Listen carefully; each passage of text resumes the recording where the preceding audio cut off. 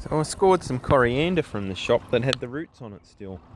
I just put them in there to get them feeling the love of the nutrients running over it. But yeah, that was wrapped up with 50 cents on it or something, and the guy couldn't find a code and he just gave it to me.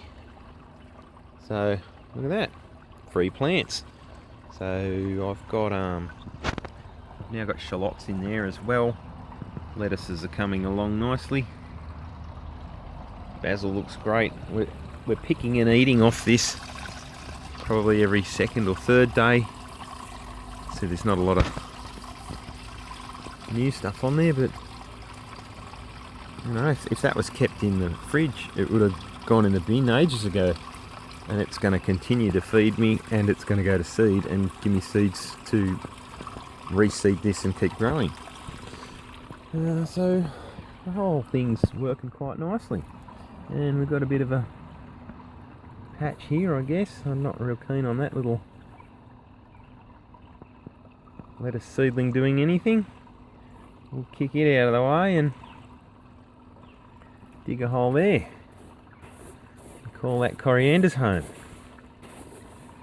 It's really nice to come outside in the evening when you're making a meal and find some fresh herb that you can walk inside with and throw down into a meal.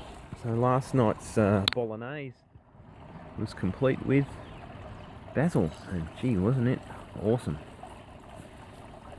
So I'm just gonna pop that in there like that and rake that back over and give it a bit of a watering.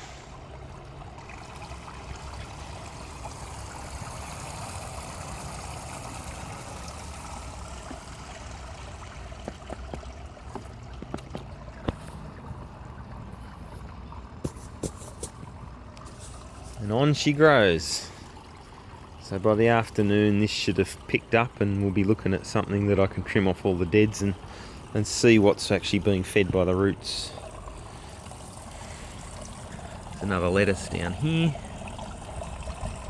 These have been a bit slow to pick up on the parsley, but you know, it's doing its thing. Can't wait to have a real Luxor. That smells amazing. And look, there's a new root. These things are aerial layering. Look at this root here. So what I've actually started to do with this piece is, because I know it's got a root on it, I've just been pinching off on the high side of that, squeezing it up here to create a break to force it to hurry up and root and become a new plant.